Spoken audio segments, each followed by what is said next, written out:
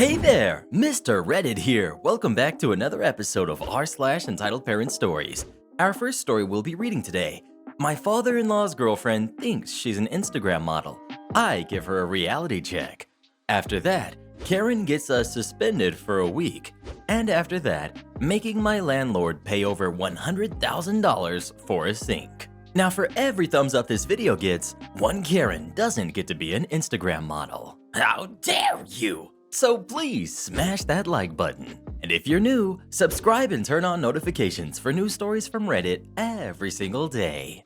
My father-in-law's girlfriend thinks she's an Instagram model. I give her a reality check. Father-in-law has been dating Kylie for about a year. She is an aspiring Instagram model. She doesn't work and he pays for her life. And if anyone asks, she says she's a model even though she isn't actually making much money off of Instagram. I don't think she knew who his ex-wife was when she met him, but my mother-in-law was a huge supermodel in the 90s. She was mega successful, traveled the world, and Kylie definitely knew who she was when she heard the name. Kylie hates her and constantly talks crap about her, to the point my oldest kid doesn't want to be around his grandfather because of what he hears her saying about his grandmother. Last time they were all together, she asked my mother-in-law how many guys she had to get with for the necklace she was wearing. Mother-in-law has a boyfriend, and they have an open relationship, so Kylie was pushing one of her friends at him, who is blonde, and saying she found him a replacement because she knows he likes blondes, but her friend is younger. I'm so sick of having to witness this crap and having to worry about what is going to be said in front of my kids. Mother-in-law's boyfriend said, "Sorry, I don't date fake models," and they left. Kylie was saying what a jerk mother-in-law is, and I told her that he is with someone who was a legit model. So why would he downgrade? Kylie took this personally and said that he's rich and could be with someone younger. Again, I said, but he has a legit model. Just because father-in-law was an idiot and settled for an Insta model, why would he? Kylie burst into tears and father-in-law was very upset. But I'm so sick of her parading around like she's famous and successful. I thought my husband would be on my side, but he says I'm way too involved in his mom's drama. Now I feel a little bit like a jerk because I really think I hurt her. Do you think it was wrong for OP to say this? Or do you think our Instagram model got a taste of her own medicine? Please let us know. Talk smack, get cracked. That's what's up, bruh. Karen gets us suspended for a week. Okay, I work on elevators and was, at this time, an apprentice working on service jobs with a mechanic. We'll call him Rick. Now, Rick was a really nice guy. We got along really well, but he had a bit of a short fuse. Thrown tools were fairly normal if he got frustrated. Anyways, we were working on an elevator with the machinery in the basement, and some of it was only accessible from the elevator pit. We took all of the steps we normally would, put signs on the walls all over the buttons saying that the elevator was out of service, barricaded our work area at the bottom floor, shut the elevator down, and went to work. Now, this elevator had the buttons and doors on the same circuit as the cab lights, which is very unusual for elevators, and we hadn't turned the light switch off because, well, we wanted the lights. Entitled Mom, never found out her name, now comes into play. I'm working in the elevator pit and I hear the elevator doors open, and then hear the mom step in and the loud noise of the buttons in the cab being hammered. This quickly turned into her banging and then kicking the doors and screaming for help. This progression took less time than it would have taken for me to get a word in edgewise. I, being the nice guy I am, yelled up to her to press the door open button, but as the sign she'd have to move to press the button said the elevator was out of order. A few confused sounding seconds later, the door opened and the mom exits. I'm thinking, okay, no big deal, situation over. Nope. The mom storms down the stairs, pretty fast I'll admit, and starts pounding on the bottom door where we've barricaded off our area. So she's already inside a barrier that's very much there for her safety, and she's screaming at me that I trapped her in the elevator and I need to turn it on now because her baby was on the 4th floor in her stroller and needed to come downstairs to go to an appointment. Now, Rick and I are, as I've said, pretty nice guys, and if she had come and asked politely when the elevator would be fixed, he'd probably have sent me to go help her. Hey, I'm the apprentice, that's the breaks, but I'd happily go and give her a hand. Today would be different. I stayed where I was because, frankly, she can't get to me so she can have her tantrum. Then Rick arrived. She saw him in his elevator company shirt and went off that I had trapped her and the elevator fell and her baby was in the hallway and needed to come down right now so we better get the elevator turned on right now. Now, Rick is also very smart and has been doing service for many years. He calmly tells her we can't just turn it on. We have to complete the repairs for safety reasons. The mom goes off again, losing her mind at Rick before using the classic entitled mom phrase, I want to speak to your supervisor. Rick is prepared for this. You see, Rick is technically his own supervisor, and his business cards say service supervisor on them. So he hands her his own card and walks outside to the van. Of course, she calls him, tells a story that almost resembles what actually happened, which is the last straw for Rick. Don't lie to Rick. So he maintains his composure and tells her that our behavior was unacceptable and that he would be suspending us for a week without pay. After a few minutes, he came in, knocked on the door where I was waiting, so I opened it up. He leaned down and whispered, "Pack up and act angry." So I played along, packed up the tools, and carried them to the van, straight past the mom still fuming in the hall. On the way out, she asked Rick what was going on and when the elevator would be back. Rick looked at her, deadpan, and said, "Well, I just got suspended for a week, and I'm the only one who can do this job. So, in about a week." A week later, we returned and flipped the switch. I had finished while we were waiting for her tantrum to subside. Speaking of elevators, are any of you afraid of elevators? Please let us know. I love letting one rip when the elevator is full. Making my landlord pay over $100,000 for a sink. So I'm a college student and I rent a room from a landlord and live in a house with multiple other students. The contract for my room clearly says that I have to fix all the damages to my room that I have caused at my own cost and that all the bigger issues in the house will be covered by the landlord. Well, one day I noticed that my sink is kind of clogged and it's making a weird noise. He says it's probably my fault and that I should get a plunger to fix the problem. A little background info about the house that I live in. All the sinks at the top level of the house connect to the same pipe and everyone heard the same noise. So the chance of it being my fault would be almost zero. But since I had to fix the problem on my own, I tried my best. However, you might have guessed it, but I'm not really good at this since it's not my job. I even have my dad check it since he knows more about this stuff than I do, and he says the pipe is clogged somewhere, but doesn't know exactly how far down the pipe. So I tried my best to fix the problem myself. But since it's clearly a bigger issue that is not my fault, I contact my landlord once again. He still refuses to come and fix the clogged sink, even after me clearly stating that everyone is hearing the noise in the house, and tells me to solve my own problems like an adult would. Well, since I'm legally not an adult yet, and having tried my best, me and the other residents in the house had decided to give up trying to fix the issue and just let it be.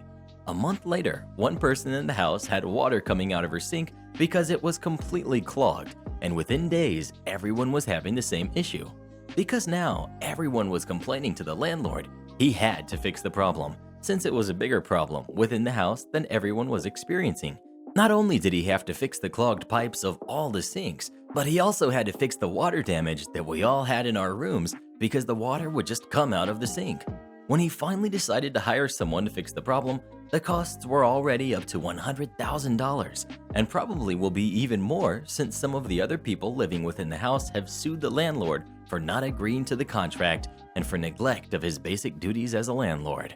He even called us and screamed at us, "Why didn't we mention the problem earlier?" To which I replied that I tried to solve the problem as an adult by informing my landlord who was supposed to fix it, but that this clearly didn't help. So a couple of additions for some of the comments.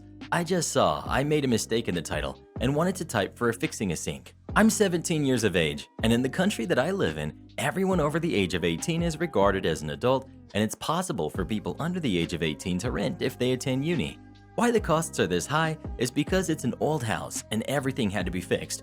Walls and ceilings had to be removed in the entire house to even get to the pipes, and all the pipes had to be renewed because they also were old and not in a proper condition. Due to the water leaking through the ceiling, some of the people's stuff in the rooms, like TVs, also were not working anymore, and the landlord had to replace these. How I got to this estimate is because we talked to the guys who came to our house to fix this, and they said it could easily be $100,000 because so much had to be torn down and replaced. Since it's a big house with many people living in it, you can imagine that it took a while to fix everything. Hope this helps. Have you ever had a plumbing problem that messed up things in your house? Please let us know. My toilet's always getting stopped up, but the Chipotle is worth it. Yes. Am I the jerk for getting salty about my parents matching my sister's savings account with mine? Okay, this is weird. So this summer I got a job so I could help save up for college. Now I have a twin sister, and I hate to say it, but she's one of the laziest people I know. I love her to death, but she doesn't do much for herself. For years I made her lunch because she always said she didn't know how to use the stove or oven. I'd offer to teach her, but she'd always say, tomorrow. We're almost adults. I'd work 6 hours a day for 4 days a week. Every time I got a paycheck, we also got a meal allowance since it was connected to a school program, and they wanted students to have a normal summer, and lots of families are struggling at the moment. My mom would take the money and put it in my savings account, but she'd also put the same amount in my sister's. In trade, my sister was to do a ton of chores and stuff. Normally, she'd do a little and go, "Okay, rest is yours," and I'd clean the majority. Personally, I don't care. If she wants to be lazy, fine, but I'm not gonna. So her now having to do the chores made her really upset. I made about $2,000, and that's all gone into my savings, and my mom had matched my sister's. The thing is, she hasn't done much around the house except wash dishes a few times and clean our room once with our mom while I was off at work. I only wanted to work for half the summer, so now I'm home for the rest of the summer until school opens back up. Now, a few nights ago, I was talking about not wanting to use my second plate. If we have bread or salad, we have 2 plates to have room, so they wouldn't have to do as many dishes. I normally vacuum, dust, and sweep/mop the house, as well as pick up my sister and mine's room and clean the windows, along with taking care of our cat. My mom does dishes and laundry, and my sister and dad do the occasional help. I also help my mom out if she asks. My mom says, "Oh, don't worry about it, because I'm not doing dishes tonight." So I thought, okay, so my sister and dad are. I finish, get up to go rinse my plate off, and walk back out to go say I was gonna take a shower. My dad stops me and says I have to do the dishes. I explain the deal we made. The deal that was his and my mom's idea. My dad tells me that now that I'm no longer working, I need to help. Now I'm furious. I'm happy that my parents want to help out my sister, but I worked for half the summer, stayed up late nights stressing about getting things in on time and trying not to mess up, while my sister only has to do a few chores, which I do all the time anyways. I thought I was getting a break because of this. They're basically just handing money to my sister while I had to work for it. My dad is saying I'm being an entitled brat and should do what I'm told, like I normally would, but this seems so unfair. From my perspective, it looks like my sister is getting $2,000 for just doing what she normally does, just with my mom's help instead of mine, and a little more force than me just taking over. So, Reddit, am I the jerk? What do you think? Are OP's parents in the wrong or not? Please let us know. Her sister's going to make a fine Karen one day. Reminds me of my younger years. Not only do I not work here, but neither does anyone else. A bit of background. My house used to be the village post office, and when I say used to be, I mean over 20 years ago. We bought the property 10 years ago, by which time it had been totally converted and no longer resembles a post office in any shape or form. The post office is now slightly further down the street in a building that has a huge post office sign on the front and looks nothing like my house. Different size, color, everything. My front door opens straight into the kitchen and is rarely locked. It's a small village, and I seem to run some sort of drop-in center for my kids' friends. I was sitting eating dinner this evening with my kids when the front door opened and in walked a lady. Me. "Hey, can I help you with something?" As I walked towards her, forcing her backwards through the open door. Lady. "Yes, I have a parcel here to send." As she tries to duck around the side of me to get in. Me. "Pardon? You've got a parcel?" Lady. "Yes, it's to be delivered tomorrow." Me. "Well, you'd best be taking it to the post office then," as I almost physically push her out of the front door onto the street. Lady. "Well, obviously, that's why I'm here." At which point, the light bulb in my head switches on. Me. "I'm sorry, this isn't the post office anymore. Hasn't been for a long time. The post office is a few doors down that way." Lady. Yes, very funny now. Could you actually do what you're being paid for and allow me to send my parcel?" Me. "Yes, if you go to the post office, which is just down there." Pointing. "I'm sure they'll send your parcel for you. Now I'm going to return to my kids to finish eating dinner." As I walked inside, closed and locked the door while listening to her having a strop outside, By all accounts, she found the post office, sent her parcel, and lodged a formal complaint against me, which gave the post office staff some entertainment for the afternoon. I'm really unsure as to what she was thinking. She's not even from the village. As I say, it's a small village. And she walked into what is obviously a house with a family sitting at the table eating when she walked in. Did she think I had hidden the post office counter behind the fridge or something? My husband keeps wandering into the kitchen asking me for stamps or envelopes or various other post office type things. Am I the jerk for being upset at my parents for not helping me pay for college? My parents didn't have much money growing up. We always had the bills covered and a bit for the occasional pizza night and a gift for each birthday and a family gift for Christmas. My parents said that they wanted us all to go to college and even encouraged us to join free college prep programs at our school for first-generation college students. My brother has bipolar. He used to cry and scream in the mornings when he had to get ready for school every day, even when he was 18. He would sometimes skip class and smoke after school and didn't do well academically. After applying at all of the state schools, he got into the worst one, no scholarships. I worked hard in school. I was interested in medicine and I ended up getting some scholarships and got into great colleges. I talked to my parents about loans and FAFSA, and they said I couldn't possibly afford to go to the good schools because the scholarship was non-renewable. I would have to pay all my dorm fees, tuition, books, food. I couldn't cover it. So I gave up my dream. I went to tech school and got an associate's part-time while working, worked and saved, then did 4 years college, all on my own. I was even asked to move out at 19 and still did it. The economy hit my parents hard. My older brother moved back home. After 3 years of college, he failed out and is now working at a gas station and periodically moves home when he can't afford rent. My dad found out. Mom took out loans in secret to pay for my brother's college. He's so angry, but I'm angry at all of them. Because if she offered him loans that she will need to pay back, why didn't they help me? He didn't even show up to his classes and was on probation. He failed appreciating the arts, for heaven's sake. Dad doesn't understand why I'm upset with him, but I really don't want to be speaking to any of them right now. I'm working a $35,000 teaching job, and I'm drowning. Well, who do you agree with? OP or their parents? Please let us know. I used to have college loans too until I filed for bankruptcy. Yes. Do not make contact with anyone from work. Once upon a time, I was working with a major Australian telecommunications company. I worked in a call center with a group of underemployed lateral thinkers. It made work great as we were always discovering new things, but it made us a bit of a challenge to manage as the department tried to hobble us to fit into the cookie-cutter molds they expected of call center operators. We had a manager who was, if I was to be generous, useless. He once went on leave for 2 weeks without a replacement being arranged. I put a balloon with a face drawn on it at his desk as our interim team leader. Team productivity under Mr. Balloon was measurably better than when the team leader was there, and I proved it with reports and all. Suffice to say, our manager did not command respect. Fast forward a few months, and one of our colleagues figured out how to spoof emails. Our manager had a certificate he proudly presented on his desk saying he had graduated something college, having completed a course in frontline management. He was extremely proud of this, and so the target vector was clear. My colleague went to an internet cafe, back when they were a thing, and sent a spoofed email to our manager.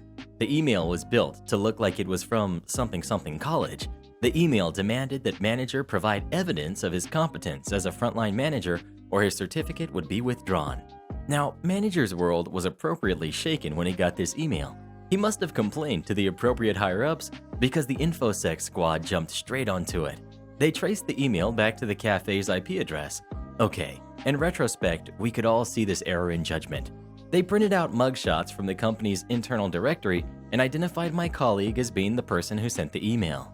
Colleague was pulled into a day's worth of meetings as manager, manager's manager, etc., all leant on him pretty hard, trying to get him to confess so they could dismiss him for misconduct. I think the company realized they were on shaky ground to try and prove that colleague had really done anything wrong. Oh, the days before bullying was codified. Having sweated colleague all day with no effect, manager's manager put him on paid leave pending investigation with strict instructions: do not make any contact with anyone from work, as they didn't want rumors of a pleb messing with the ruling class getting out. Months pass. Colleague has not been in the office. The company has completed their investigation, but need to let colleague present his defense. But his mobile is disconnected, and he has connected a new phone number with a competitor. And he has moved home, and he is not replying to emails. He has ghosted, and the company doesn't know what to do. More months pass. I guess it gets to a point where the company can declare colleague legally dead, or at least say he has abandoned employment. They stop paying his wages.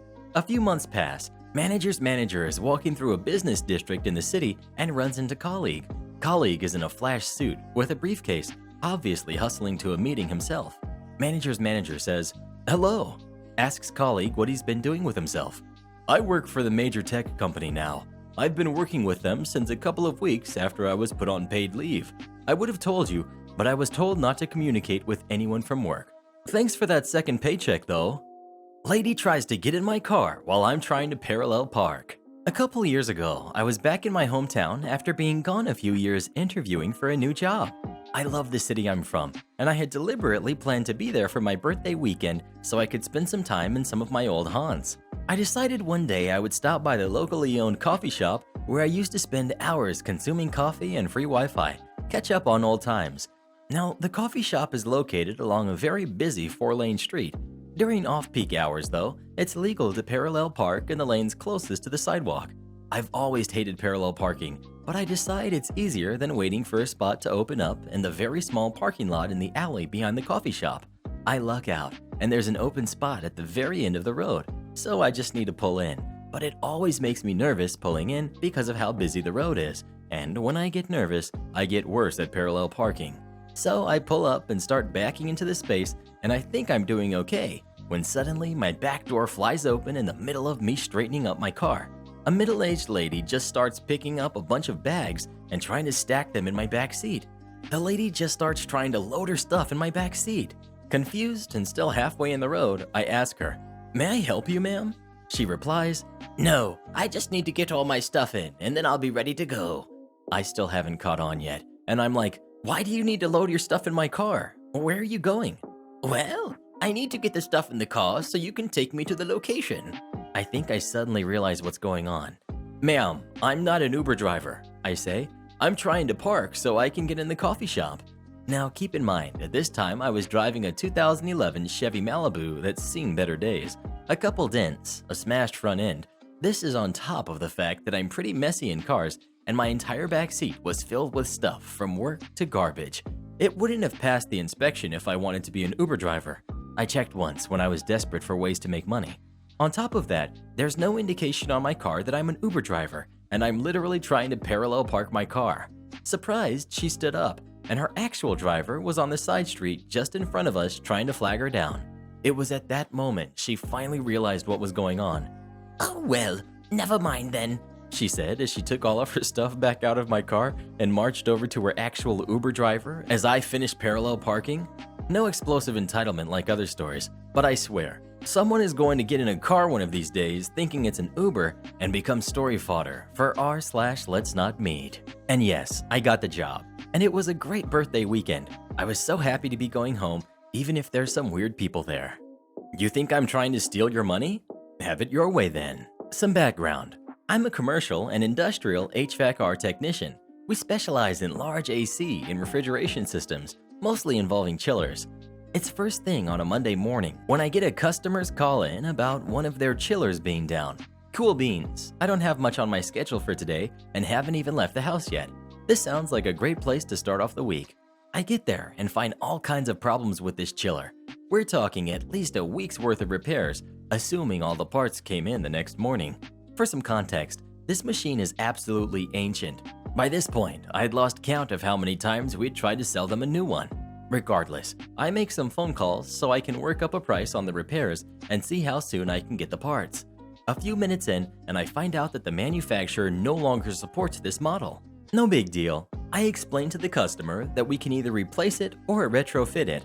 In my opinion, retrofitting a machine this old is a waste of time and money, but we have to give them the option. It pays just fine either way. After a 30-minute conversation with the customer and several lengthy phone calls, the customer decides it's finally time to replace the chiller. I tell him he'll get a quote in the next few days and talk to our sales team who sends it their way. Within minutes of receiving the proposal, The customer is blowing up my phone about how the price is too high and we're trying to steal their money. I'm driving so I can't talk, but have my phone mounted where I can see any calls and or texts I receive. After about 15 minutes, I pull onto the shoulder and give him a call back. He's still upset and starts yelling about how we added extra stuff to the quote just to take their money. Here's the thing, this new chiller uses a different style compressor than their old one. These new compressors are really loud. Normally this doesn't matter, but this chiller sits less than 100 feet from a large neighborhood and a daycare. The unnecessary extras he's complaining about are the sound dampening options for the chiller. Are they expensive? Sure. At the end of the day though, it doesn't really matter. They're going to need them. I tried multiple times to explain this, but he refused to listen and informed me that our conversation was over. Give me what I want, or I'll find a company that will. You know what? Sure thing, boss. I inform our sales office, who had me hand-deliver the new proposal along with a document explaining the issues with what he's asking for. I had him sign it and left him a copy. 3 months and a few $100,000 later, and guess who can't run their brand new chiller? Why, you might ask? It violates the city noise ordinance. Anytime it starts up, they get fined. Need to fire it up to do maintenance? Fined. Need to fire it up because the other chillers are down? Fined. Control system hiccups and accidentally starts up? Fined. Their brand new chiller is nothing more than a big expensive paperweight. Even better though is that we're currently installing all the sound dampening equipment we originally quoted. However, as we're having to change everything out in the field instead of it being installed at the factory, it's going to cost almost 3 times as much as it would have in the first place. But hey, maybe they'll listen next time. Threaten my roommate? Enjoy failing your class. During my second year in college, I lived with 3 friends in a house that had another 4 guys living on the other side of the house. The 2 sides of the house had a lot of mutual friends, as my roommates had known them from high school. So we had tons of parties together during the year and got along pretty good, until a few months before final exams. Each side of the house had its own electric, water, and cable bills, which we paid separately. I always handled our bills and paid them each month, but our water bill was actually in my roommate's name. I'll call him Bird. So one day, the biggest jerk on the other side of the house, La Jerk, who handled their bills, walked into our house when I wasn't there and confronted little Bird and yelled at him saying we owed him over $500. Apparently, their water bill each month was about $125 and ours was $40 to $50. La Jerk thought there had to be a mistake in the billing, so we should split the bills down the middle. After I was told about this confrontation, I contacted the water company and asked about the billing. I was told over the phone the bills were specifically split up to each side of the house, but a person would come out to check the water meters. The next day, a technician stopped by and looked at the meters to make sure they were operating correctly and that they were billing to the separate sides of the house.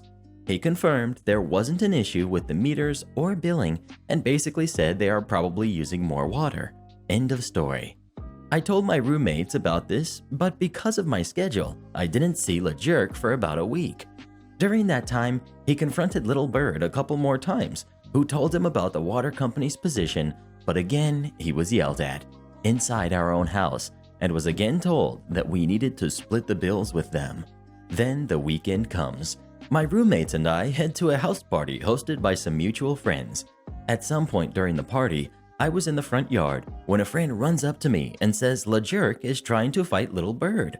We run to the backyard and through about 50 people, I can see La Jerk with his roommates behind him in the middle of the circle pushing Bird, yelling that he owes him money, and he throws him into a beer pong table where he had held him down, saying he was going to beat Bird up. I nearly lose my mind as I see this and immediately grab La Jerk, say a few choice things, and shove him away. I wanted to do more, but it wasn't worth it. Yet. So La Jerk and I actually had a class together. We weren't friends, never sat together, and since the whole water bill incident, we never even looked at each other in the 500-person lecture. He always sat with one of his roommates, and I sat with one of my best friends, Rose. As the water bill fight somewhat subsided and the final exam got near, La Jerk and his roommate started to act more civil and would even make small talk to Rose and I in the hall about the final worth 75% of the grade, topics to study, blah blah blah. They knew Rose and I had A's in the class. It wasn't a very difficult class, but I enjoyed it and actually studied quite a bit and knew I'd probably get an A, and maybe I had let Rose cheat off me in the first test. I told Rose I had a feeling LeJerk and his roommate were up to something since they were being so nice and that I expected them to try and cheat off us. So I came up with a plan if they tried. Now the format of the test is important.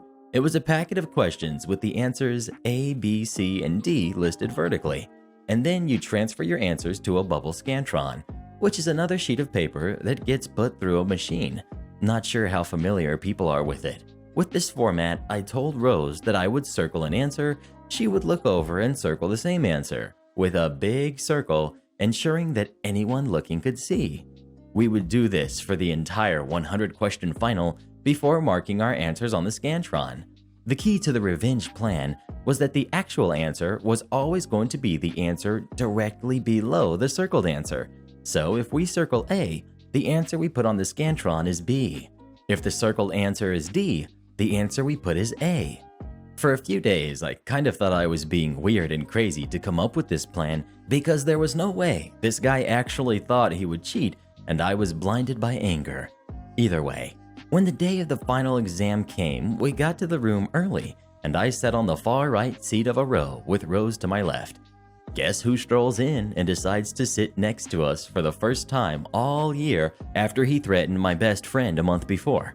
Oh yeah, LeJerk. Dude had no shame and snuggled right in the seat next to Rose with his roommate next to him. Rose and I could barely believe it and had to use some serious composure before the test started. The two of us operated like a well-oiled machine. We circled our answers large, and at the end we went back through and marked the correct answers onto the Scantron. During the test, we could both see LeJerk and his roommate leaning and copying our circled answers. Unreal. Fast forward to the summer break, and LeJerk's roommate came over to our side of the house when he saw Rose was there with me. He opened a beer and chatted for a bit before he finally got to what we were waiting for. So, how did you guys do on that test? I remember looking at Rose and saying something like, I don't remember exactly, but I know I ended up with an A in the class, and she chimes in saying, yeah, that sounds about right, because I got a 92 on the test. The look on his face told us everything we needed to know, and he mumbled out, really? LeJerk and I both failed and have to take the class again. We've got another video you're gonna love. It just popped up on the screen, so come watch it and we'll see you when you get there. And support this channel by joining as a member today, and we'll give you a special shout out in our next video. And have us make any kind of video you'd like us to by visiting us on Fiverr, link pinned in the comments below.